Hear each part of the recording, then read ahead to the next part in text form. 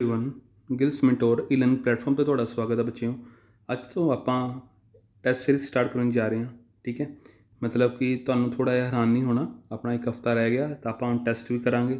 ਇਸ ਵਿੱਚ ਲਗਭਗ ਤੁਹਾਨੂੰ ਮੇਰੇ ਹਿਸਾਬ ਸਿਰ 60 ਤੋਂ 70 ਕੁਐਸਚਨ ਦੇਖਣ ਨੂੰ ਮਿਲਣਗੇ ਟੈਕਸੇਸ਼ਨ ਨਾਲ ਰਿਲੇਟਡ। ਠੀਕ ਹੈ, ਇੰਡਸਟਰੀ ਲੋਸ ਨਾਲ ਰਿਲੇਟਡ, ਜਿਸ ਵਿੱਚ ਇੱਕ ਤੁਹਾਨੂੰ ਹੋਰ ਵੀ ਚੀਜ਼ ਦੇਖਣ ਨੂੰ ਮਿਲੇਗੀ, ਪੰਜਾਬ ਜੀਕੇ ਦੇਖਣ ਨੂੰ ਮਿਲੇਗੀ। ਠੀਕ ਹੈ, ਤਿੰਨ ਚੀਜ਼ਾਂ ਨਾਲ ਅੱਜ ਤੁਹਾਡਾ ਟੈਸਟ ਲਵਾਂਗਾ ਅਤੇ ਕੋਸ਼ਿਸ਼ ਕਰਨਾ ਕਿ ਵੱਧ ਤੋਂ ਵੱਧ ਠੀਕ ਹੋ ਜਾਣ। ਅਤੇ ਲੈਵਲ ਹੈਗਾ ਇਸ ਪੇਪਰ ਦਾ ਟੈਸਟ ਦਾ ਮੋਡਰੇਟ ਟੂ ਡਿਫੀਕਲਟ ਲੈਵਲ। ਠੀਕ ਹੈ, ਮੋਡਰੇਟ ਟੂ ਡਿਫੀਕਲਟ ਲੈਵਲ। ਇਹ ਮੈਂ ਇੰਡਸਟਰੀ ਲੋਸ ਨਾਲ ਰਿਲੇਟਡ ਕਹਿ ਰਿਹਾ, ਇੰਡਸਟਰੀ ਲੋਸ ਐਂਡ ਟੈਕਸੇਸ਼ਨ ਨਾਲ ਰਿਲੇਟਡ। ਠੀਕ ਹੈ, ਅਤੇ ਕੋਸ਼ਿਸ਼ ਕਰਨਾ ਕਿ ਜ਼ਿਆਦਾ ਤੋਂ ਜ਼ਿਆਦਾ ਠੀਕ ਹੋਣ ਤੁਹਾਡੇ ਕੁਐਸਚਨ।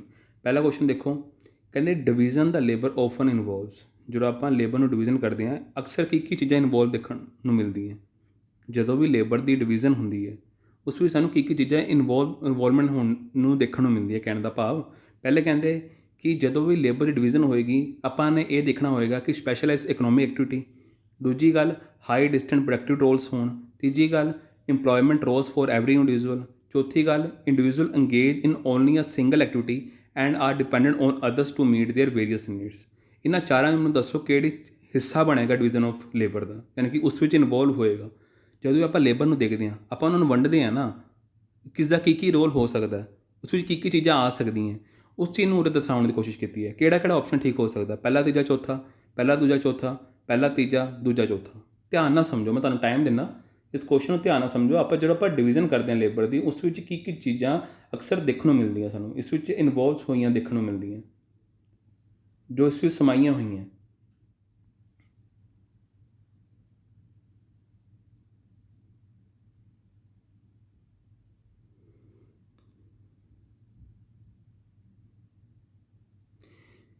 ਇਹਦਾ ਆਨਸਰ ਆ ਜਾਏਗਾ ਆਪਣਾ ਬੀ ਆਪਸ਼ਨ। ਯਾਨੀ ਕਿ ਇਸ ਵਿੱਚ ਸਾਨੂੰ ਕੀ ਦੇਖਣ ਨੂੰ ਮਿਲਦਾ ਹੈ, ਸਪੈਸ਼ਲ ਇਕਨੋਮਿਕ ਐਕਟੀਵਿਟੀ ਜਿਸ ਦਾ ਸਾਡੀ ਲੇਬਰ ਤੈਅ ਹੁੰਦੀ ਹੈ। ਦੈਨ ਉਸ ਤੋਂ ਇਲਾਵਾ ਜੇ ਆਪਾਂ ਗੱਲ ਕਰੀਏ ਹਾਈ ਡਿਸਟਿੰਕਟਿਵ ਪ੍ਰੋਡਕਟਿਵ ਰੋਲਸ, ਇਸ ਵਿੱਚ ਇਨਵੋਲਵਮੈਂਟ ਹੁੰਦੀ ਹੈ ਇਸਦੀ। ਉਸ ਤੋਂ ਇਲਾਵਾ ਕਹਿੰਦੇ employment roles for every individual. ਇਹ ਇਸ ਤਰ੍ਹਾਂ ਦਾ ਨਹੀਂ ਹਿਸਾਬ ਹੁੰਦਾ ਕਿ ਜਿਹੜੀ ਇੰਪਲੋਇਮੈਂਟ ਰੋਲ ਹੈ ਉਹ ਹਰੇਕ ਦੇ ਇੰਡੀਵਿਜੂਅਲ ਦਾ ਹਿਸਾਬ ਫਿਰ ਤੈਅ ਕੀਤੀ ਜਾਏਗੀ, ਨਹੀਂ, ਹੈ ਨਾ। ਇਹ ਚੀਜ਼ ਇਸ ਵਿੱਚ ਨਹੀਂ ਇਨਵੋਲਵ ਹੋ ਸਕਦੀ। ਹਾਂ, ਚੌਥੀ ਚੀਜ਼ ਹੋ ਸਕਦੀ ਹੈ ਕਿ individual engage on single activity. ਹਾਂ, ਕਿ ਜਿਹੜੇ ਇੰਡੀਵਿਜੂਅਲ ਹੈ ਕੰਮ ਕਰ ਸਕਦੇ ਆ, ਕਿਸੇ ਪਰਟੀਕੂਲਰ ਐਕਟੀਵਿਟੀ ਨੂੰ ਕਰ ਸਕਦੇ ਆ, ਇਹ ਚੀਜ਼ ਠੀਕ ਹੈ ਨਾ। ਅਤੇ ਡਿਪੈਂਡੈਂਟ ਹੈ ਦੂਸਰਿਆਂ 'ਤੇ, ਕਿਉਂਕਿ ਇੱਕ ਬੰਦਾ ਇੱਕ ਜਿਹੜਾ ਐਕਟੀਵਿਟੀ ਕਰ ਰਿਹਾ ਪਰਸਨ, ਹੈ ਨਾ, ਉਸ 'ਤੇ ਕੌਣ ਡਿਪੈਂਡੈਂਟ ਹੈ, ਦੂਸਰਾ ਪਰਸਨ। ਕਿ ਜੇ ਇਹ ਕੰਪਲੀਟ ਕਰਕੇ ਦੇਗਾ ਤਾਂ ਹੀ ਮੈਂ ਕਰਾਂਗਾ। ਜਿਵੇਂ ਕਾਰ ਬਣਾਉਣੀ ਆਪਾਂ ਨੇ, ਠੀਕ ਹੈ, ਉਸਦੇ ਆਪਾਂ ਅਸੈਂਬਲ ਕਰਦੇ ਹਾਂ ਨਾ, ਅਸੈਂਬਲ 'ਚ ਕਾਫੀ ਬੰਦੇ ਕੰਮ ਕਰਦੇ ਆ। ਇੱਕ ਬੰਦੇ ਦਾ ਕੰਮ ਕੁਛ ਕੰਮ ਕਰਨ ਨੂੰ ਹੁੰਦਾ, ਫਿਰ ਦੂਜੇ ਦਾ ਉਸ ਤੋਂ ਬਾਅਦ ਜਦੋਂ ਇਹ ਕੰਪਲੀਟ ਕਰਦਾ, ਉਸ ਤੋਂ ਬਾਅਦ ਦੂਜੇ ਦਾ ਪਰਸਨ ਦਾ ਕੰਮ ਆਉਂਦਾ। ਤਾਂ ਇਹ ਚੀਜ਼ ਤਾਂ ਇਨਵੋਲਵਮੈਂਟ ਹੋਏਗੀ ਡਿਵੀਜ਼ਨ ਆਫ ਲੇਬਰ ਵਿੱਚ, ਹੈ ਨਾ। ਬਟ ਇੰਪਲੋਇਮੈਂਟ ਰੋਲ ਹਰੇਕ ਇੰਡੀਵਿਜੂਅਲ ਤੈਅ ਕੀਤੇ ਜਾਣ, ਇਹ ਚੀਜ਼ ਨਹੀਂ ਹੋ ਸਕਦੀ। ਸੋ ਇਸਦਾ ਆਨਸਰ ਆ ਜਾਏਗਾ ਆਪਣਾ ਬੀ ਆਪਸ਼ਨ। ਪਹਿਲਾ ਕੁਐਸਚਨ ਦੇਖੋ, ਕਹਿੰਦੇ ਇੱਕ ਕੇਸ ਦੇ ਰਿਹਾ ਤੁਹਾਨੂੰ, ਮੈਂ ਸਟੇਟਮੈਂਟ ਪੜ੍ਹੋ ਧਿਆਨ ਨਾਲ। ਕਹਿੰਦੇ small scale industries are in most cases note N efficient and competitive has the large scale ones. ਸਮਝ ਗਏ। ਕਹਿੰਦੇ ਜਿਹੜੇ ਸਮੋਲ ਸਕੇਲ ਇੰਡਸਟਰੀ ਹੈ, ਜ਼ਿਆਦਾਤਰ ਕੇਸਿਸ ਦੇਖਿਆ ਗਿਆ ਉਹ ਐਫੀਸ਼ੀਐਂਟ ਨਹੀਂ ਹੈ, ਅਤੇ ਉਹਨਾਂ ਦਾ ਕੰਪੀਟੀਸ਼ਨ ਵੀ ਇੰਨਾ ਨਹੀਂ ਹੈ ਕਿ ਉਹਨਾਂ ਨੂੰ ਲਾਰਜ ਸਕੇਲ ਨਾਲ ਮਤਲਬ ਇੱਕ ਲੈਵਲ 'ਚ ਰੱਖਿਆ ਜਾਵੇ। ਕਹਿੰਦੇ ਯੈਟ ਦਾ government provide the professional treatment and reservation in range of products to small firms because ਦੇ। ਕਿਉਂ ਇਵੇਂ ਕਰਨਾ ਚਾਹੀਏ, ਕੋਈ ਦੱਸ ਸਕਦਾ ਮੈਨੂੰ? ਕਿ provide the higher employment in unit of capital, promote a regional dispersion of the industrial and economic activities, have performed better in export of manufacturing products than the large scale ones, provide the jobs to low skill workers who otherwise may not find the employment avenues elsewhere।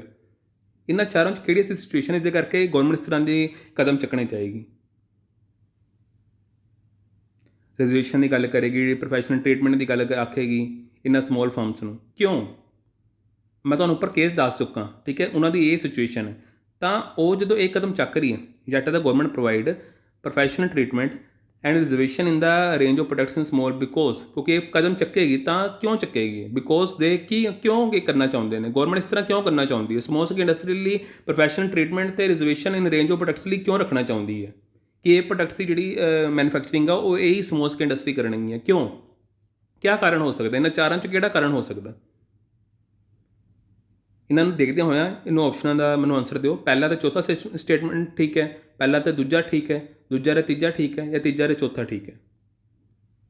ਦੁਬਾਰਾ ਦੇਖ ਲਓ, पहले ऊपर condition दस दी तुहानूं मैं किन्नी efficient नहीं है, इन्ने कंपटीशन नहीं है, तो गवर्नमेंट अपना एक प्रोफैशनल ट्रीटमेंट देगी स्मॉल स्केल इंडस्ट्री नूं, रिजर्वेशन देगी, क्यों देगी, क्यों करना चाहती है गवर्नमेंट इस तरह, ताकि हायर इंप्लॉयमेंट आ सके इन्हां दी यूनिट ऑफ कैपिटल विच। ਜਾਂ ਆਪਾਂ ਰੀਜਨਲ ਡਿਸਪਰਸ਼ਨ ਆਫ ਇੰਡਸਟਰੀ ਨੂੰ ਪ੍ਰਮੋਟ ਕਰ ਰਹੇ ਹਾਂ, ਇਕਨੋਮਿਕ ਐਕਟੀਵਿਟੀਜ਼ ਨੂੰ ਪ੍ਰਮੋਟ ਕਰ ਰਹੇ ਹਾਂ, ਜਾਂ ਆਪਾਂ ਚਾਹੁੰਦੇ ਹਾਂ ਕਿ ਬੈਟਰ ਐਕਸਪੋਰਟ ਹੋਵੇ ਮੈਨੂਫੈਕਚਰਿੰਗ ਦਾ, ਬੈਟਰ ਦੈਨ ਦਾ ਲਾਸਟ ਸਕਿਲ, ਜੇ ਲਾਸਟ ਸਕਿਲ ਨਾਲੋਂ ਵੀ ਬੈਟਰ ਹੋਵੇ ਆਪਣੀ ਐਕਸਪੋਰਟ ਹੈ ਨਾ ਮੈਨੂਫੈਕਚਰਿੰਗ ਪ੍ਰੋਡਕਟਸ ਦੀ, ਜਾਂ ਆਪਾਂ ਇਹ ਚਾਹੁੰਦੇ ਹਾਂ ਕਿ ਆਪਾਂ ਲੋ ਸਕਿਲ ਵਰਕਰ ਨੂੰ ਜੋਬ ਮਿਲ ਜਾਵੇ ਕਿਉਂਕਿ ਉਹਨਾਂ ਨੂੰ ਹੋਰ ਕਿੱਥੇ ਜੋਬ ਨਹੀਂ ਮਿਲ ਪਾ ਰਹੀ।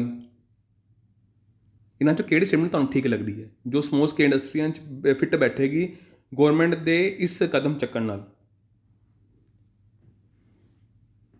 ਇਹਦਾ ਆਂਸਰ ਆ ਜਾਏਗਾ ਆਪਣਾ, ਹੁਣ ਦੱਸੋ, ਬੀ ਆਪਸ਼ਨ, ਯਾਨੀ ਕਿ ਪਹਿਲੀ ਦੋ ਸਟੇਟਮੈਂਟ ਠੀਕ ਬੈਠਦੀ ਹੈ।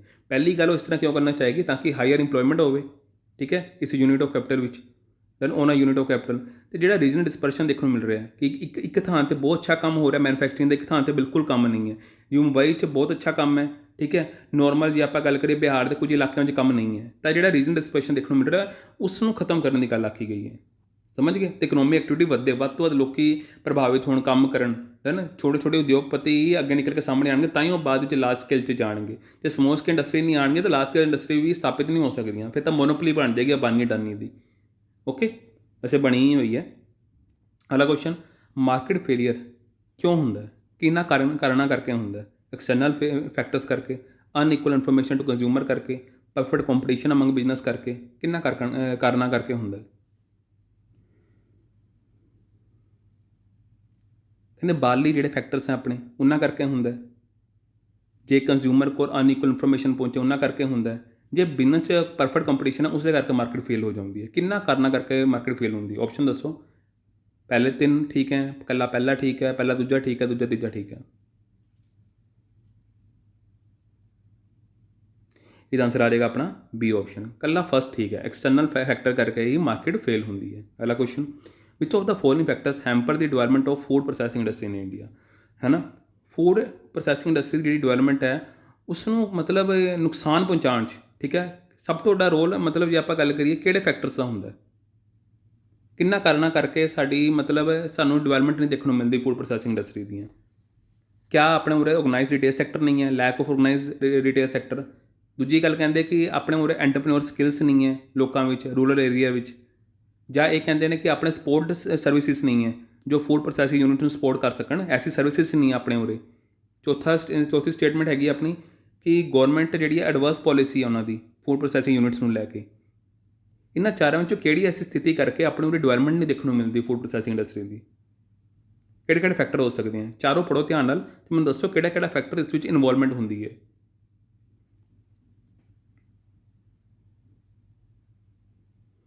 ਚੌਥਾ ਸਟੇਟਮੈਂਟ ਵੀ ਪੜ੍ਹ ਲਓ। ਹੁਣ ਆਪਸ਼ਨ ਦਾ ਆਇਓ, ਪਹਿਲੇ ਤਿੰਨ ਠੀਕ ਹੈ, ਪਹਿਲਾ ਤੀਜਾ ਚੌਥਾ ਠੀਕ ਹੈ, ਦੂਜਾ ਤੀਜਾ ਠੀਕ ਹੈ, ਪਹਿਲੇ ਚਾਰ ਠੀਕ ਹੈ। ਇਹਦਾ ਆਂਸਰ ਕੀ ਆ ਜਾਏਗਾ ਆਪਣਾ ਏ ਆਪਸ਼ਨ, ਪਹਿਲੇ ਤਿੰਨ ਸਟੇਟਮੈਂਟ ਠੀਕ ਹੈ, ਚੌਥਾ ਕਿਉਂ ਨਹੀਂ ਠੀਕ?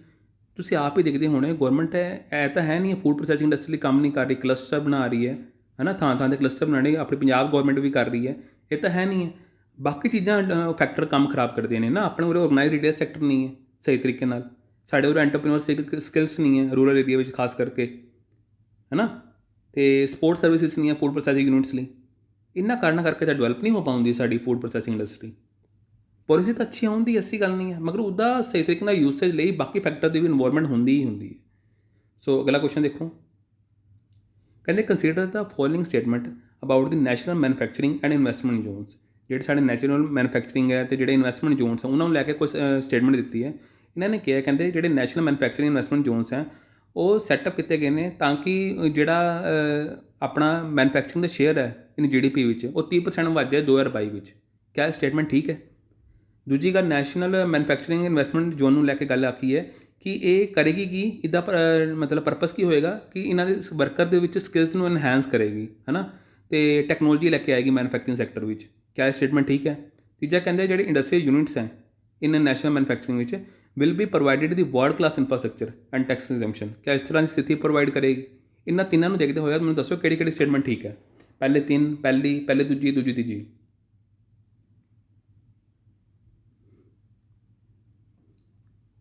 ਇਹਦਾ ਆਂਸਰ ਆ ਜਾਏਗਾ ਆਪਣਾ ਕੀ ਆ ਜਾਏਗਾ ਡੀ ਆਪਸ਼ਨ। यानी कि पहले स्टेटमेंट नहीं ठीक हैगी। ਤੁਹਾਨੂੰ ਲੱਗਦਾ ਹੈ ਕਿ ਆਪਣਾ ਭਾਰਤ 2022 'ਚ ਹੀ ਤੇ ਦੇਖੋ ਕਿੰਨੀ ਐਕਸਟ੍ਰੀਮ ਸਟੇਟਮੈਂਟ ਦਿੱਤੀ ਹੋਈ ਹੈ ਕਿ 2022 ਵਿੱਚ ਹੀ ਹਲੇ ਆਪਣਾ ਕਿ 2021 ਚੱਲ ਰਿਹਾ 2022 'ਚ ਕਿ ਆਪਾਂ GDP ਦਾ 30% ਹਿੱਸਾ ਮੈਨੂਫੈਕਚਰਿੰਗ 'ਚ ਆ ਜਾਏਗਾ। ਕਿਆ ਇਹ ਹੋ ਸਕਦਾ? ਤੁਹਾਨੂੰ ਲੱਗਦਾ ਕਿ 1 ਸਾਲ ਦੇ ਅੰਦਰ ਅੰਦਰ ਇੰਨੀ ਇੰਡਸਟਰੀ ਡਿਵੈਲਪ ਹੋ ਜਾਏਗੀ? ਨਹੀਂ ਨਾ। ਤਾਂ ਇਹ ਸਟੇਟਮੈਂਟ ਤਾਂ ਆਪੇ ਹੀ ਗਲਤ ਹੋ ਗਈ। ਤਾਂ ਤੁਸੀਂ ਜੇ ਇੱਕ ਗਲਤ ਕਰਤਾ, ਇੱਕ ਨੂੰ ਤੁਸੀਂ ਐਲੀਮੀਨੇਟ ਕਰਤਾ ਤਾਂ ਆਪੇ ਡੀ ਆਨਸਰ ਆ ਜਾਏਗਾ। अगला क्वेश्चन देखो, द परफॉर्मेंस अप्रेजल मैथड, ध्यान पढ़ो, the performance appraisal method which rate the employee on the various parameter. तो उसमें आप किस मैथड में दिखाने हैं? कोई दस सकता मैनू? हूँ जिवें आपां ने इंप्लॉय की परफॉर्मेंस देखनी है किस बेस पर, वेरियस पैरामीटर के बेस पर, तो उसमें आप किस प्रैजेंटेशन दिखावांगे? क्रिटिकल इंसीडेंट मैथड द्वारा दिखावांगे, MBO मैथड द्वारा दिखावांगे, ग्राफिक रेटिंग शीट द्वारा दिखावांगे, बेल कर्व अप्रेजल द्वारा दिखावांगे। डन? दसोगे मैनू कोई? देखो क्वेश्चन ना मैं जो क्वेश्चन चुक मैं तुहानूं पहले ही कहा सी कि मॉडरेट तो डिफिकल्ट लैवल हो सकता है। इस मैं तुहानूं थोड़ा कोई ईजी क्वेश्चन भी दिते हैं, ऐसी गल नहीं है ना। हले अगे तुहाडे कोल आउणगे तो तुसीं चिंता नहीं करनी, कोई क्वेश्चन आउट ऑफ मतलब बॉक्स भी आ सकते हैं, आपां नूं उसनूं दिमागियों प्रिपेयर रहना है।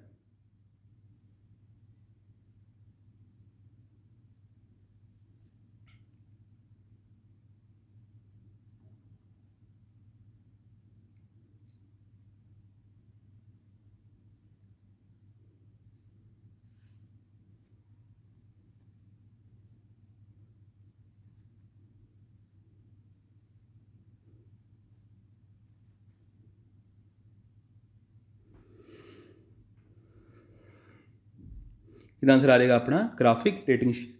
ठीक है, ग्राफिक रेटिंग शीट द्वारा ही आप परफॉर्मेंस दिखाने की कोशिश करते हैं।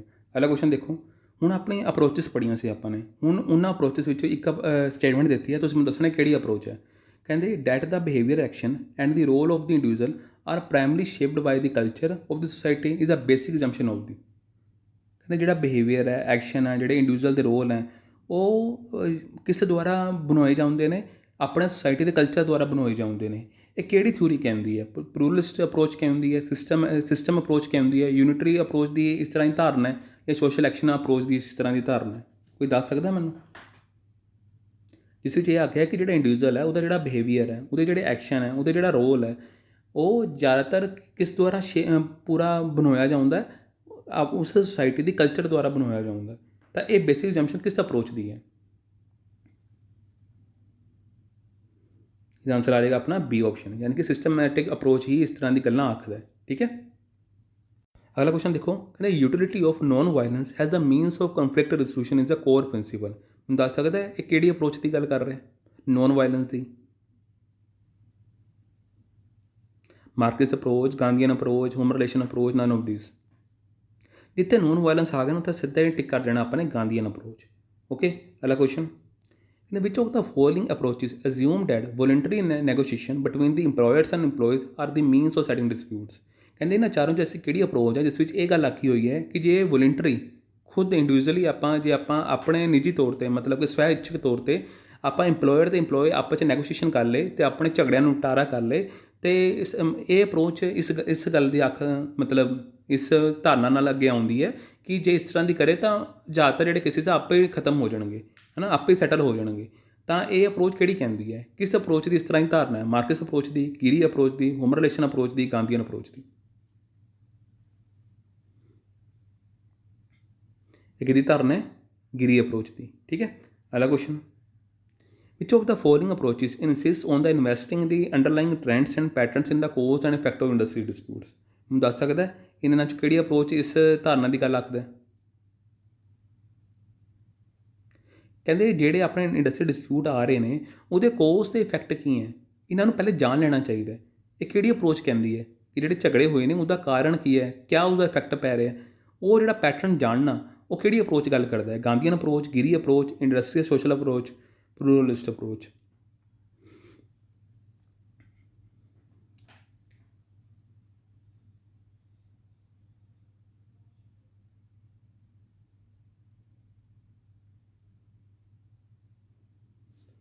ਇਹਦਾ ਆंसर आ जाएगा अपना C option, industrial sociology approach. ठीक है, इंडस्ट्रीयल सोशल अप्रोच इस तरह की गल्लां आखदा है। अगला question, which act provide for the provision of medical benefit to the insured employees. ਮੈਨੂੰ ਦੱਸੋ ਇਸ ਵਿੱਚ ਕਿਹੜਾ ਐਕਟ ਹੈ ਉਹ ਆਪਣੇ ਇੰਸ਼ੋਰਡ ਇੰਪਲੋਈਜ਼ ਨੂੰ ਮੈਡੀਕਲ ਬੈਨੀਫਿਟ ਵੀ ਦਿੰਦਾ ਹੈ? इस तरह ਦਾ ਪ੍ਰੋਵੀਜ਼ਨ ਵੀ ਹੈਗੀ ਉਸ ਐਕਟ ਵਿੱਚ। ਕਿਹੜੀ ਐਕਟ ਵਿੱਚ ਹੈਗੀ, ਕੋਈ ਦੱਸ ਸਕਦਾ ਮੈਨੂੰ ਇਹਨਾਂ 4 ਆਪਸ਼ਨਾਂ ਵਿੱਚੋਂ ਜਿਸ ਵਿੱਚ ਮੈਡੀਕਲ ਬੈਨੀਫਿਟ ਮਿਲਦਾ?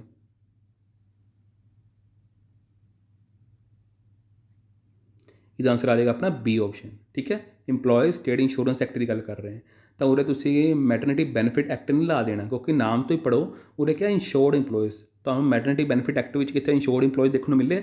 ਨਹੀਂ ਨਾ, ਆਪਾਂ ਸਿੱਧਾ ਟਿਕ ਲਾਵਾਂਗੇ ਇੰਪਲੋਇਜ਼ ਸਟੇਟ ਇੰਸ਼ੋਰੈਂਸ ਐਕਟ 1948।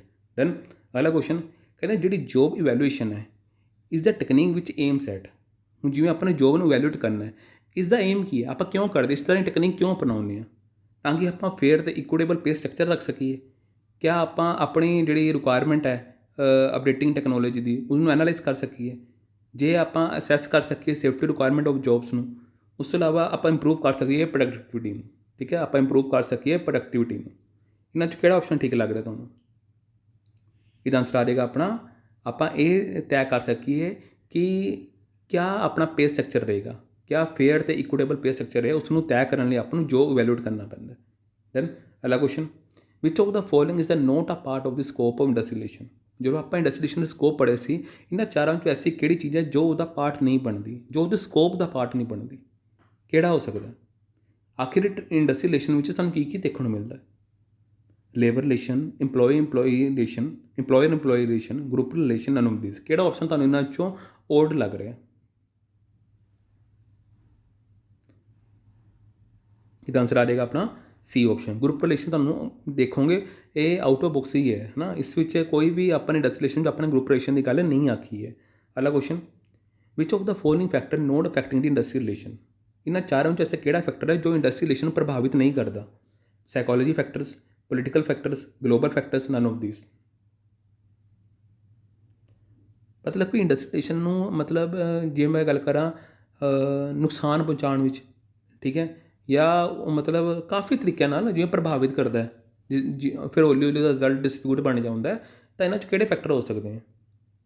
ਜਾਂ ਤਾਂ ਇੰਡਸਟਰੀ ਰਿਲੇਸ਼ਨ ਨੂੰ ਅੱਛਾ ਕਰ ਸਕਦਾ ਹੈ ਜੇ ਉਹ ਫੈਕਟਰਾਂ 'ਚ ਪੋਜ਼ੀਟਿਵਿਟੀ ਹੋਏਗੀ, ਜਿਵੇਂ ਆਪਸ 'ਚ ਬਿਹੇਵੀਅਰ ਅੱਛਾ ਹੋਏਗਾ, that is a part psychological factor ਹੋ ਗਿਆ, ਹੈ ਨਾ, ਮਤਲਬ ਇਹ ਚੀਜ਼ਾਂ ਹੋ ਗਈਆਂ। ਪੋਲੀਟੀਕਲ ਫੈਕਟਰ ਹੋ ਗਿਆ, ਜਿਵੇਂ ਕੋਈ ਪਾਰਟੀ ਦੀ ਸਪੋਰਟ ਜਾਂ ਪਾਰਟੀ ਦਾ ਮਤਲਬ ਕੋਈ ਉਹ ਕਰਨਾ, ਪੋਲੀਟਿਕਸ ਕਰਨੀ, ਇਹ ਨੈਗੇਟਿਵ ਫੈਕਟਰ ਹੋ ਗਿਆ। ਮਤਲਬ ਤੁਸੀਂ ਮੈਨੂੰ ਦੱਸੋ ਇੰਡਸਟਰੀ ਰਿਲੇਸ਼ਨ ਵਿੱਚ ਇਸ 'ਚੋਂ ਕਿਹੜਾ ਐਸਾ ਹੈ ਜੋ ਇਸਦਾ ਇਫੈਕਟ ਨਹੀਂ ਪਾਉਂਦਾ ਇੰਡਸਟਰੀ ਰਿਲੇਸ਼ਨ ਉੱਪਰ, ਬੈਡ ਵੀ ਅਤੇ ਪੋਜ਼ੀਟਿਵ ਵੀ? ਇਹਦਾ ਆਨਸਰ ਆ ਜਾਏਗਾ ਆਪਣਾ ਗਲੋਬਲ ਫੈਕਟਰ। ਠੀਕ ਹੈ, the phrase collective bargaining first coin by, ਜਦੋਂ ਆਪਾਂ ਨੇ ਕੋਲੈਕਟਿਵ ਬਾਰਗੇਨਿੰਗ ਸਭ ਤੋਂ ਪਹਿਲਾਂ ਕਿੱਥੋਂ ਸੁਣਿਆ ਸੀ? ਇਹ ਕਿਸ ਸਭ ਤੋਂ ਪਹਿਲਾ ਟਰਮ ਹੈ? ਸਿਡਨੀ ਅਤੇ ਬੀਟਰਾਈਸ ਵੈਬ ਦਾ, UK ਦਾ, both A and B, none of this. ਇਹ ਟਰਮ ਕੌਣ ਲੈ ਕੇ ਆਇਆ ਸੀ ਕੋਲੈਕਟਿਵ ਬਾਰਗੇਨਿੰਗ?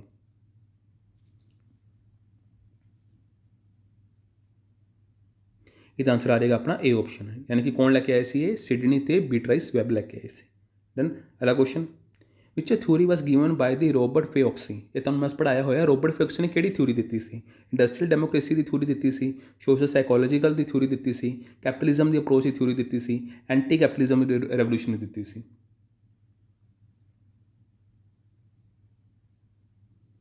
ਇਹਦਾ ਆਨਸਰ ਆ ਜਾਏਗਾ ਆਪਣਾ ਰੋਬਰਟ ਫੇਓਕਸੀ ਨੇ ਕਿਹੜੀ ਦਿੱਤੀ ਸੀ ਸਾਨੂੰ? ਸੋਸ਼ਲ ਸਾਈਕੋਲੋਜੀਕਲ ਦੀ ਥਿਊਰੀ ਦਿੱਤੀ ਸੀ। ਇਹ ਯਾਦ ਰੱਖਣਾ। In Marx approach concern with the wage related dispute are. Marx approach ਵਿੱਚ ਜਦੋਂ ਵੇਜ ਰਿਲੇਟਿਡ ਡਿਸਪਿਊਟਸ ਹੁੰਦੇ ਨੇ, ਉਹਨਾਂ ਨੂੰ ਉਸਨੇ ਕਿਸ ਥਾਂ 'ਤੇ ਰੱਖਿਆ? ਪ੍ਰਾਇਮਰੀ ਸਭ ਤੋਂ ਉੱਪਰ ਰੱਖਿਆ, ਸੈਕੰਡਰੀ 'ਤੇ ਰੱਖਿਆ, ਟਰਸ਼ਰੀ 'ਤੇ ਰੱਖਿਆ, ਨੋਨ ਕੰਸੀਡਰ। ਮਤਲਬ ਕਿ ਕਹਿੰਦਾ ਕਿ ਜਿਹੜੇ ਵੇਜ ਨਾਲ ਰਿਲੇਟਿਡ ਝਗੜੇ ਹੁੰਦੇ ਨੇ ਉਹ ਪ੍ਰਾਇਮਰੀ ਨੇ, ਸੈਕੰਡਰੀ ਨੇ, ਟਰਸ਼ਰੀ ਨੇ, ਨਨ ਕੋਈ ਕੰਸੀਡਰ ਹੀ ਨਹੀਂ ਕਰਦੇ ਆਪਾਂ।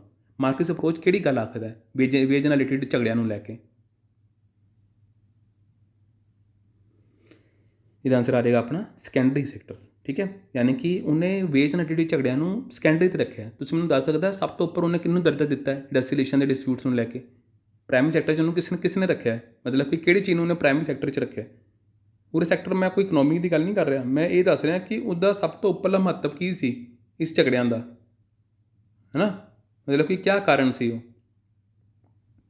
ਅਗਲਾ ਕੁਐਸਚਨ, ਫੋਰ ਦੀ ਮਾਰਕੀਟਸ ਆਲ ਸਟ੍ਰਾਈਕਸ ਆ। ਮਾਰਕੀਟ ਦੇ ਮੁਤਾਬਿਕ ਸਾਰੀ ਸਟ੍ਰਾਈਕ ਕੀ ਹੁੰਦੀਆਂ ਨੇ? ਪੋਲੀਟੀਕਲ ਹੁੰਦੀਆਂ ਨੇ, ਸੋਸ਼ਲ ਹੁੰਦੀਆਂ ਨੇ, ਲੈਜਿਸਲੇਟਿਵ ਹੁੰਦੀਆਂ ਨੇ, ਨਨ ਆਫ ਦੀ ਅਬਵ।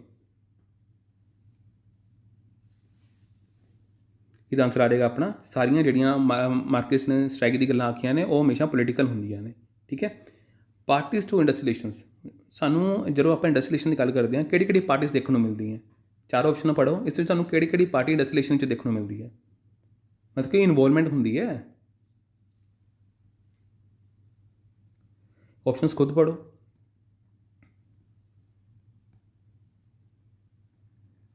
इसका आंसर आ जाएगा अपना ए ऑप्शन। इस में इंडस्ट्रियल इंटरनेशनल लेबर ऑर्गेनाइजेशन देखने मिलेगा, गवर्नमेंट एसोसीएशन गवर्नमेंट देखने मिलेगी, तो इंपलॉयड का एसोसीएशन देखने मिलेगा। सब तो बेस्ट ऑप्शन यही लग रहा अपन, ठीक है। IMF नहीं देखने मिलती सानू, कोई बोर्ड ऑफ डायरैक्टर नहीं देखने मिलते, है ना, इस तरह की कोई चीज़ नहीं देखने मिलती।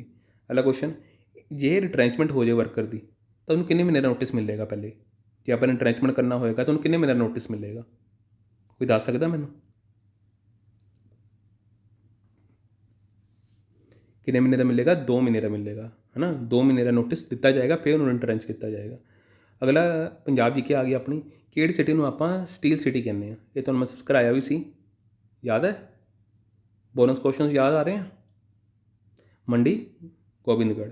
अगला क्वेश्चन, अपने टोटल पापूलेशन कितनी है पंजाब की 2011 के सेंसस के मुताबिक?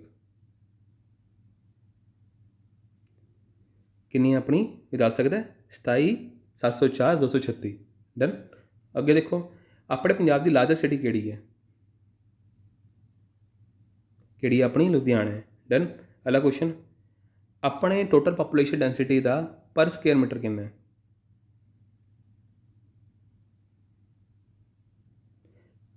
जी पापूलेशन डेंसिटी है जो आप स्क्वेयर मीटर च देखिए तो किन्ने देखने मिलते हैं? सू 482, 550, 503, 450 पर स्क्वेयर किलोमीटर के मुताबिक किन्ने देखने मिलते हैं? सानू 550 देखने मिलते हैं। अगला क्वेश्चन, अपने पंजाब में टोटल एरिया कितना है? कितना अपना? 50,632 किलोमीटर स्क्वेयर। डन। अपना अकाल तख्त साहब कदों बिल्ट किया गया सी? 1606, 9, 7, 8। अकाल तख्त अमृतसर साहब कदों बिल्ट किया गया सी, कदों बनाया गया सी? इसका आंसर आ जाएगा अपना, कदों बनाया गया सी अपना? 1609 में बनाया। क्वेश्चन देखो, कहते ग्रीक नेम की है रिवर जेलम का? ये थोड़े लिए होमवर्क है, ठीक है, ये तुम खुद करना। अगला क्वेश्चन, कहते किन्हों की बाणी गुरु ग्रंथ साहब जी दर्ज है? चारों ऑप्शन पढ़ो, उन्होंने दसो किन्हों की बाणी गुरु ग्रंथ साहब जी दर्ज है? किन्हों की? भगत कबीर की। हूँ दस सकता मीरी पीरी के प्रोपाउंडर कौन सन? जिन्होंने मीरी पीरी चलाया कौन सन? गुरु हरगोबिंद सिंह जी। डन। उस बाद अगला क्वेश्चन देखो, चिट्टा लहू किन्ने लिखा है? गुरबख्श सिंह, खुशवंत सिंह, शिव कुमार बटालवी, नानक सिंह। किन्ने लिखा है? नानक सिंह ने लिखा है। अगले आ गए अपने टैक्स के क्वेश्चन, ठीक है। A casual taxable person is required to obtain the registration where he makes. मैं कोई दस सकता है, जो कैजुअल टैक्सेबल परसन है, जे आप रजिस्टर कराना है तो मतलब जे आप गल करिए तो वो किस तरह का ट्रांजैक्शनस होनी चाहिए जिस आधार तो अपना रजिस्टर कराएगा? उन्होंने की करना पेगा? अ कैजुअल टैक्सेबल परसन वो रजिस्ट्रेशन कराना चाहता है वेयर ही मेक्स, वेयर की मतलब कदों ऐसी ट्रांजैक्शन करेगा जिथे उन्होंने रजिस्ट्रेशन करानी पेगी, रिक्वायर्ड पेगी, मतलब जिते सानू उसनों रजिस्ट्रेशन लैनी पेगी। कि सिचुएशन हो सकती है? जो इंटरस्टेट सप्लाई करेगा, जो इंटरस्टेट और इंट्रा स्टेट सप्लाई करेगा, जो इंटरस्टेट और इंट्रा स्टेट सप्लाई जिसकी प्रपोज वैल्यू 20 लाख तो उपर होएगी, या none of the above situation. इसका आंसर आ जाएगा अपना बी ऑप्शन। जिथे इंटर तो इंटरस्टेट सप्लाई होएगी उत्थे उसनों अपना रजिस्ट्रेशन लेना ही पेगा। डन। क्वेश्चन देखो, कहते advance ruling can be declare to be void by the authority if it is has been obtained by the applicant applicant by the. दसो मैनू, मुझे कोई एडवांस रूलिंग है उन्होंने वाइड किया जा सकता है अथॉरिटी वालों, ऐसी किहड़ी सिचुएशन होगी जो इस वक्त वाइड किया जा सकता है? मतलब बिल्कुल ही किया जाएगा, हाँ भाई ये कोई मतलब डिक्लेयर किया जाएगा कि ये कोई परमिजिबल नहीं है। जब फ्रॉड करोगे, सप्रेशन ऑफ फैक्ट्स करोगे, फैक्ट्स ਨੂੰ मतलब छुपाने की कोशिश करोगे, अपने फैक्ट्स में मिस रिप्रजेंटेशन नाल दिखाओगे, या any one of the above, ਕਿਹੜੀ सिचुएशन होएगी? ਇਹਦਾ आंसर आ जाएगा अपना डी ऑप्शन, ठीक है। इन्होंने तीनों चो ਕਿਹੜੀ ਜਿਹੜੀ सिचुएशन बनी तो उस वक्त वाइड हो जाएगा जो ਤੁਹਾਡਾ एडवांस रूलिंग होंगी है। उस अगला क्वेश्चन देखो, ਹੁਣ ਕਹਿੰਦੇ मैंने 2017-18 की जी मेरी ड्यू डेट है फाइलिंग की वो हैगी 31/12/2018। ध्यान ਨਾਲ पढ़ो, कहते जी 17-18 की जी मेरी फाइलिंग रिटर्न है, मेरा 17-18 जो फाइनैशियल ईयर चल रहा है वो जी फाइलिंग करनी है अपने एनुअल रिटर्न में, वो आप करनी है मेरी ड्यू डेट 31/12/2018, यानी कि मैंने 31/12/2018 तो पहले रिटर्न भरनी है। तो जो मैं जो बुक्स मेनटेन कराँगा वो मैं कदों तक कराँगा? कोई दस सकता मैनू? 31/3/2024 तक, 31/12/2024, 31/12/2026, ਜਾਂ ਆਪਾਂ ਗੱਲ ਕਰੀਏ 31/3/2034। ਇਹਦਾ ਆਨਸਰ ਆ ਜਾਏਗਾ ਆਪਣਾ ਕੀ ਆ ਜਾਏਗਾ ਬੀ ਆਪਸ਼ਨ। ਯਾਨੀ ਕਿ ਆਪਾਂ ਨੂੰ ਘੱਟੋ ਘੱਟ ਜਿਹੜੇ ਆਪਣੇ ਬੁੱਕਸ ਰਿਕਾਰਡ ਮੇਨਟੇਨ ਕਰਨੇ ਹੈ ਉਹ ਆਪਾਂ ਨੇ ਉਰੇ ਕਦੇ ਨਾ ਫਾਈਨੈਂਸ਼ੀਅਲ ਸਟੇਟਮੈਂਟ ਦੀ ਗੱਲ ਨਹੀਂ ਕੀਤੀ, ਉਹਨੇ ਬੁੱਕਸ ਦੀ ਗੱਲ ਕੀਤੀ ਹੈ। ਫਾਈਨੈਂਸ਼ੀਅਲ ਸਟੇਟਮੈਂਟ ਗੱਲ ਕਰਦਾ ਫਿਰ ਤਾਂ ਉਸੇ ਸਾਲ ਹੋ ਜਾਉਂਦੇ, ਮਗਰ ਉਹਨੇ ਬੁੱਕਸ ਦੀ ਗੱਲ ਕਰਤੀ ਤਾਂ ਇਹਦਾ ਆਨਸਰ ਆ ਜਾਏਗਾ 31/12/2024। ਠੀਕ ਹੈ। ਅਗਲਾ ਕੁਐਸਚਨ ਕਹਿੰਦੇ for filing appeal before the commissioner appeals the amount of pre deposit required at the custom act. ਜੇ ਮੈंने ਕਮਿਸ਼ਨਰ ਕੋਲ ਅਪੀਲ ਕਰਨੀ ਹੋਏਗੀ ਤਾਂ ਮੈਨੂੰ ਕਿੰਨੀ ਅਮਾਊਂਟ ਦੀ ਪ੍ਰੀ ਡਿਪੋजिट ਕਰਾਉਣੀ ਪਏਗੀ ਕਸਟਮ ਐਕਟ 1962 ਦੇ ਮੁਤਾਬਿਕ।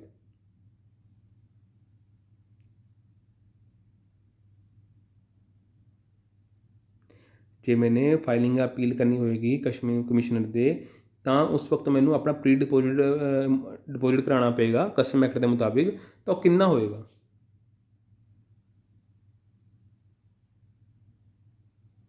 ਇਹਦਾ ਆਨਸਰ ਆ ਜਾਏਗਾ ਆਪਣਾ ਡੀ ਆਪਸ਼ਨ। ਜਿੰਨੀ ਮੇਰੀ ਡਿਮਾਂਡ ਹੈ ਉਹ ਤਾਂ ਮੈਨੂੰ 7.5% ਡਿਪੋजिट ਕਰਾਉਣਾ ਪੈਣਾ ਅਤੇ ਮੈਕਸਿਮਮ ਕਿੰਨਾ ਹੋ ਸਕਦਾ ਹੈ 10 ਕਰੋੜ ਹੋ ਸਕਦਾ। ਓਕੇ। ਅਗਲਾ ਕੁਐਸਚਨ ਕਹਿੰਦੇ where a person of Indian origin stay abroad for 36 months and the return to India. ਇਹ ਤੁਸੀਂ ਰਹਿਣ ਦਿਓ, ਇਹ ਤੁਸੀਂ ਰਹਿਣ ਦਿਓ, ਇਹ ਕੁਐਸਚਨ ਨਹੀਂ ਹਲੇ ਤੁਹਾਡੇ ਨਾਲ ਕਰਨਾ। ਠੀਕ ਹੈ। ਫਿਰ ਤੁਹਾਨੂੰ ਬਿਲਕੁਲ ਹੀ ਉਹ ਹੋ ਜਾਏਗਾ। ਤੁਸੀਂ anti dumping duty payable by the special economical zone inspector of import ਇਸ ਕੀ ਹੋਏਗੀ? ਹੁਣ ਜੇ ਕੋਈ ਐਂਟੀ ਡੰਪਿੰਗ ਡਿਊਟੀ ਪੇ ਕਰ ਰਿਹਾ ਸਪੈਸ਼ਲ ਇਕਨੋਮਿਕ ਜ਼ੋਨ, ਤਾਂ ਜਦੋਂ ਇਨਸਪੈਕਟਰ ਆਫ ਇੰਪੋਰਟ ਜਦੋਂ ਇੰਪੋਰਟ ਕਰਦਾ ਤਾਂ ਉਹ ਐਂਟੀ ਡੰਪਿੰਗ ਡਿਊਟੀ ਪੇ ਕਰਦਾ ਸਪੈਸ਼ਲ ਇਕਨੋਮਿਕ ਜ਼ੋਨ, ਹੈ ਨਾ। ਤੁਹਾਨੂੰ ਪਤਾ ਨਾ ਸਪੈਸ਼ਲ ਇਕਨੋਮਿਕ ਜ਼ੋਨ ਕੀ ਹੁੰਦਾ। ਤਾਂ ਉਹ ਵੀ ਡਿਊਟੀ ਹੋਏਗੀ ਕੀ ਹੋਏਗੀ? ਨਿਲ ਹੋਏਗੀ, 5% ਉਹ ਕਸਟਮ ਡਿਊਟੀ ਹੋਏਗੀ, 7.5% ਹੋਏਗੀ, 10% ਹੋਏਗੀ। ਸਪੈਸ਼ਲ ਇਕਨੋਮਿਕ ਜ਼ੋਨ ਬਾਰੇ ਪਤਾ ਤੁਹਾਨੂੰ? ਸਪੈਸ਼ਲ ਪਰਪਸ ਲਈ ਆਪਾਂ ਇਸ ਤਰ੍ਹਾਂ ਮਤਲਬ ਆਪਾਂ ਖੋਲ੍ਹਦੇ ਹਾਂ ਤਾਂ ਕਿ ਆਪਾਂ ਮੈਨੂਫੈਕਚਰਿੰਗ ਕਰ ਸਕੀਏ, ਐਕਸਪੋਰਟ ਕਰ ਸਕੀਏ। ਤਾਂ ਕਿਆ ਉਹ special economic zone anti dumping duty pay ਕਰੇਗਾ? ਹਮੇਸ਼ਾ ਜਿਹੜੀ ਐਂਟੀ ਡੰਪਿੰਗ ਡਿਊਟੀ ਹੋਏਗੀ, ਜਿਹੜਾ ਸਪੈਸ਼ਲ ਇਕਨੋਮਿਕ ਜ਼ੋਨ ਹੋਏਗਾ, ਉੱਥੇ ਦੇ ਜਿਹੜੇ ਵੀ ਪਰਸਨ ਕੰਮ ਕਰ ਰਹੇ ਹੋਣਗੇ ਉਹ ਡਿਊਟੀ ਜਿਹੜੀ ਹੈ ਨਿਲ ਭਰਨਗੇ ਜੇ ਕੁਝ ਵੀ ਇੰਪੋਰਟ ਕਰਾਉਂਦੇ ਨੇ। ਠੀਕ ਹੈ। ਅਗਲਾ question which of the following centre taxes has been subsumed in the ambit of GST। GST ਅੰਦਰ ਕਿਹੜੇ ਕਿਹੜੇ ਟੈਕਸ ਸਬਸਿਊਮ ਹੋ ਗਏ? ਕੋਈ ਦੱਸ ਸਕਦਾ ਮੈਨੂੰ? GST ਦੇ ਅੰਦਰ ਚਲੇ ਗਏ। ਇਹਦਾ ਆਨਸਰ ਆ ਜਾਏਗਾ ਆਪਣਾ ਡੀ ਆਪਸ਼ਨ। ਠੀਕ ਹੈ। ਸਾਰੇ centre excise duty, service excise duty, ਠੀਕ ਹੈ, CVD ਸਾਰੇ ਇਸਦੇ ਕਾਊਂਟਰ ਵੈਲਿੰਗ ਡਿਊਟੀ ਔਨ ਇੰਪੋਰਟ ਸਾਰੇ ਇਸ ਦੇ ਅੰਡਰ ਮਰਜ ਹੋ ਗਏ। IGST ਕਦੋਂ ਲੱਗਦਾ? ਕੋਈ ਦੱਸ ਸਕਦਾ ਮੈਨੂੰ? ਕਦੋਂ ਲੱਗਦਾ ਆਪਣਾ? ਕਦੋਂ ਲੱਗਦਾ? ਇਹ ਆਪਸ਼ਨ। ਯਾਨੀ ਕਿ ਆਪਣਾ ਜਦੋਂ ਆਪਾਂ ਇੰਟਰਸਟੇਟ ਟ੍ਰਾਂਜੈਕਸ਼ਨ ਕਰਦੇ ਹਾਂ। ਇੰਟਰਸਟੇਟ ਟ੍ਰਾਂਜੈਕਸ਼ਨ ਕਿਹੜੀ ਹੁੰਦੀ ਹੈ? ਦੋ ਸਟੇਟਾਂ ਦੇ ਵਿਚਕਾਰ ਜਿਹੜੀ ਟ੍ਰਾਂਜੈਕਸ਼ਨ ਹੁੰਦੀ ਹੈ। ਅਗਲਾ ਕੁਐਸਚਨ ਪਹਿਲੀ ਜਿਹੜੀ ਕਮੇਟੀ ਬਣੀ ਸੀ GST ਨੂੰ ਡਿਜ਼ਾਈਨ ਕਰਨ ਲਈ, ਕੌਣ ਸੀ ਉਹ ਪਰਸਨ? ਮਤਲਬ ਕਿ ਕਿਹਨੇ ਹੈਡ ਕੀਤਾ ਸੀ ਉਸਨੂੰ? ਜੋ ਆਪਾਂ GST ਦਾ ਮੋਡਲ ਡਿਜ਼ਾਈਨ ਕੀਤਾ ਸੀ ਪਹਿਲੀ ਵਾਰੀ, ਕਿਹੜੀ ਕਮੇਟੀ ਬਣੀ ਸੀ? ਉਸਨੂੰ ਕਿਹਨੇ ਹੈਡ ਕੀਤਾ ਸੀ?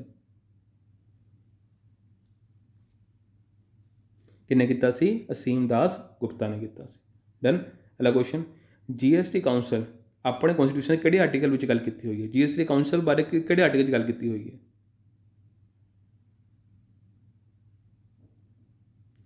ਕਿਸ 'ਚ ਗੱਲ ਕੀਤੀ ਹੋਈ ਹੈ? 279A 'ਚ ਗੱਲ ਕੀਤੀ ਹੋਈ ਹੈ। ਓਕੇ। ਅਗਲਾ question which of the following industries are to given the compulsory licence. ਇਹਨਾਂ 'ਚ ਕਿਹੜੀ ਅਸੀਂ ਇੰਡਸਟਰੀਜ਼ 'ਚ ਸਾਨੂੰ ਕੰਪਲਸਰੀ ਲਾਇਸੈਂਸ ਲੈਣੀ ਹੀ ਪੈਂਦੀ ਹੈ? ਅਲਕੋਹਲ, ਤੰਬਾਕੂ, ਡਰੱਗਸ ਐਂਡ ਫਾਰਮਾਸਿਊਟੀਕਲਸ। ਠੀਕ ਹੈ। All of the above.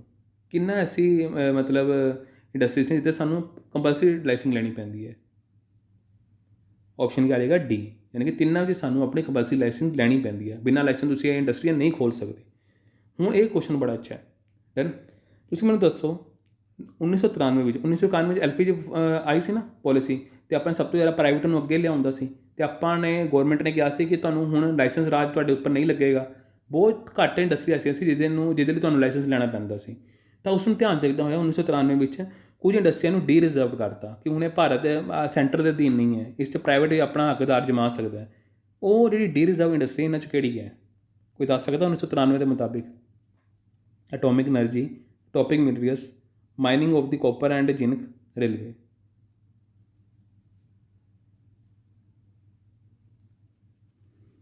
ਇਹਦਾ ਆਨਸਰ ਆ ਜਾਏਗਾ mining of copper and zinc. ਠੀਕ ਹੈ ਜੀ। ਉਸ ਤੋਂ ਬਾਅਦ ਅੱਗੇ ਦੇਖੋ ਅਗਲਾ ਕੁਐਸਚਨ ਕਹਿੰਦੇ consider the following statement identify the right one. ਇਹਨਾਂ ਤਿੰਨਾਂ 'ਚ ਮੈਨੂੰ ਦੱਸੋ ਦੋਨਾਂ ਸਟੇਟਮੈਂਟ 'ਚੋਂ ਕਿਹੜੀ ਰਾਈਟ ਹੈ? ਕਹਿੰਦੇ ਜਿਹੜੀ board for reconstruction of public sector enterprises ਹੈ is advisory for strengthening public sector unit. ਇੱਕ ਬੋਰਡ ਬਣਾਇਆ ਗਿਆ ਜਿਸ ਵਿੱਚ ਆਪਾਂ ਰੀਕਨਸਟਰਕਟ ਕਰਨਾ ਪਬਲਿਕ ਸੈਕਟਰ ਯੂਨਿਟਸ ਨੂੰ। ਉਹ ਇੱਕ ਐਡਵਾਈਜ਼ਰੀ ਬੋਰਡ ਹੈ ਤਾਂ ਕਿ ਆਪਾਂ ਸਟਰੈਂਥਨ ਕਰ ਸਕੀਏ ਪਬਲਿਕ ਸੈਕਟਰ ਯੂਨਿਟਸ ਨੂੰ। ਕਿਆ ਸਟੇਟਮੈਂਟ ਠੀਕ ਹੈ? ਦੂਜਾ ਕਹਿੰਦੇ ਇਹਦੀ ਕੰਪੋਜੀਸ਼ਨ ਦੀ ਗੱਲ ਕਰਦਾ किसी भी ਤੁਹਾਨੂੰ ਚੇਅਰਮੈਨ ਦੇਖਣ ਨੂੰ ਮਿਲਦਾ ਹੈ, 3 ऑफिशियल ਦੇਖਣ ਨੂੰ ਮਿਲਦੇ ਨੇ, 3 ਨੌਨ ऑफिशियल ਮੈਂਬਰ ਦੇਖਣ ਨੂੰ ਮਿਲਦੇ ਨੇ ਤੇ 3 ਪਰਮਾਨੈਂਟ ਇਨਵਾਈਟੀ ਦੇਖਣ ਨੂੰ ਮਿਲਦੇ ਨੇ। ਟੋਟਲ ਸਾਨੂੰ ਇਸ ਵਿੱਚ 10 ਮੈਂਬਰ ਦੇਖਣ ਨੂੰ ਮਿਲਦੇ ਨੇ, ਜਿਸ ਵਿੱਚ ਇੱਕ ਚੇਅਰਮੈਨ ਹੈ, 3 ऑफिशियल ਮੈਂਬਰਸ ਨੇ, 3 ਨੌਨ ऑफिशियल ਮੈਂਬਰਸ ਨੇ, 3 ਪਰਮਾਨੈਂਟ ਮੈਂਬਰਸ ਨੇ। ਇੱਕ ਬੋਰਡ ਹੈ ਜਿਹੜਾ ਰੀਕਨਸਟਰਕਸ਼ਨ ਕਰੇਗਾ ਪਬਲਿਕ ਸੈਕਟਰ ਯੂਨਿਟਸ ਨੂੰ ਤਾਂ ਕਿ ਉਹਨਾਂ ਨੂੰ ਸਟਰੈਂਥਨ ਕੀਤਾ ਜਾ ਸਕੇ ਪਬਲਿਕ ਸੈਕਟਰ ਯੂਨਿਟਸ ਨੂੰ, ਠੀਕ ਹੈ। ਤੇ ਦੂਜਾ ਇੱਕ ਕੰਪੋਜੀਸ਼ਨ ਦੀ ਗੱਲ ਆਖੀ ਹੈ। ਇਹਨਾਂ 'ਚ ਕਿਹੜੀ ਸਟੇਟਮੈਂਟ ਤੁਹਾਨੂੰ ਠੀਕ ਲੱਗ ਰਹੀ ਹੈ? ਇਹਦਾ ਆਂਸਰ ਆ ਜਾਏਗਾ ਆਪਣਾ ਦੋਨੋਂ ਸਟੇਟਮੈਂਟ ਠੀਕ ਹੈ। ਅਗਲਾ question, which of the following not a feature of Indian planning. ਇਹਨਾਂ 'ਚੋਂ ਕਿਹੜਾ ਐਸੀ ਚੀਜ਼ ਹੈ ਜੋ ਇੰਡੀਅਨ ਪਲੈਨਿੰਗ ਦਾ ਫੀਚਰ ਹੀ ਨਹੀਂ ਹੈ? Development planning, indicative planning, democratic planning, centralised planning. ਇਹਦਾ ਆਂਸਰ ਕੀ ਆ ਜਾਏਗਾ ਆਪਣਾ ਡੀ, ਸੈਂਟਰਲਾਈਜ਼ਡ ਪਲੈਨਿੰਗ। ਆਪਣੇ ਭਾਰਤ 'ਚ ਕੋਈ ਐਸੀ ਸੈਂਟਰਲਾਈਜ਼ਡ ਪਲੈਨਿੰਗ ਨਹੀਂ ਹੁੰਦੀ। ਪਹਿਲੇ ਟਾਈਮ 'ਤੇ ਹੁੰਦੀ ਹੋਏਗੀ ਪਲੈਨਿੰਗ ਕਮਿਸ਼ਨ, ਹੁਣ ਨਹੀਂ ਹੁੰਦੀ। ਓਕੇ। ਗ੍ਰੈਂਡ ਇਨੋਵੇਸ਼ਨ ਚੈਲੰਜ ਕਿਹਨੇ ਲਾਂਚ ਕੀਤਾ ਹੈ? ਗ੍ਰੈਂਡ ਇਨੋਵੇਸ਼ਨ ਚੈਲੰਜ ਕਿਹਨੇ ਲਾਂਚ ਕੀਤਾ ਹੈ? ਇਹ ਕੀਤਾ ਆਪਾਂ ਨੇ ਨੀਤੀ ਆਯੋਗ ਨੇ, ਠੀਕ ਹੈ। ਕਿਹਨੇ ਕੀਤਾ ਹੈ? ਨੀਤੀ ਆਯੋਗ ਨੇ। ਅਗਲਾ ਕੁਐਸਚਨ, ਫੁੱਲ ਫਾਰਮ क्या है नीति आयोग ਦੀ? ਇਹ ਨਾ ਕਨਫਿਊਜ਼ ਕੀਤਾ ਜਾ ਸਕਦਾ ਤੁਹਾਨੂੰ ਬੜਾ। ਤੁਸੀਂ ਜਲਦੀ 'ਚ ਕੋਈ ਵੀ ਗਲਤ ਮਾਰਕ ਕਰ ਆਓਗੇ। ਆਹ ਦੇਖ ਲਓ ਦੋ ਪਹਿਲੇ ਤੁਸੀਂ ਕਹੋਗੇ ਅੱਛਾ ਨੈਸ਼ਨਲ ਇੰਸਟੀਟਿਊਸ਼ਨ ਫੋਟਾਸਟੇਟ, ਇਹ ਧਿਆਨ ਨਹੀਂ ਦੋਗੇ ਕਿ ਇੰਸਟੀਟਿਊਟ ਲਿਖਿਆ ਹੋ ਰਿਹਾ ਹੈ ਨਾ, ਗਲਤ ਹੋ ਸਕਦਾ ਹੈ।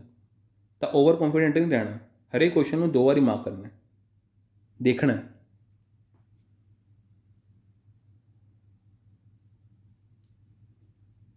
ਇਹਦਾ ਆਂਸਰ ਆ ਜਾਏਗਾ ਬੀ ਆਪਸ਼ਨ, ਠੀਕ ਹੈ, National Institution for Transforming India.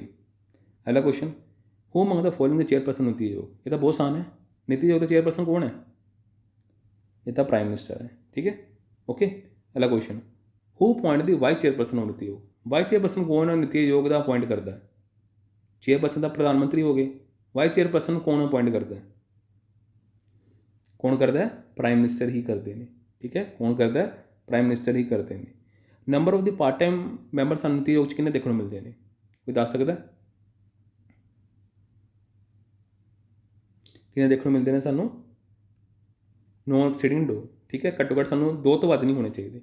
ਮੈਨੂੰ ਕੋਈ ਦੱਸ ਸਕਦਾ ਕਿ ਫੁੱਲ ਟਾਈਮ ਮੈਂਬਰ ਸਾਨੂੰ ਕਿੰਨੇ ਦੇਖਣ ਨੂੰ ਮਿਲਦੇ ਨੇ ਨੀਤੀ ਆਯੋਗ ਵਿੱਚ? ਇਹ ਤੁਹਾਡੇ ਲਈ ਹੋਮਵਰਕ ਹੈ। ਡਨ। ਅਗਲਾ ਕੁਐਸਚਨ, ਯੈਸ, ਖਤਮ।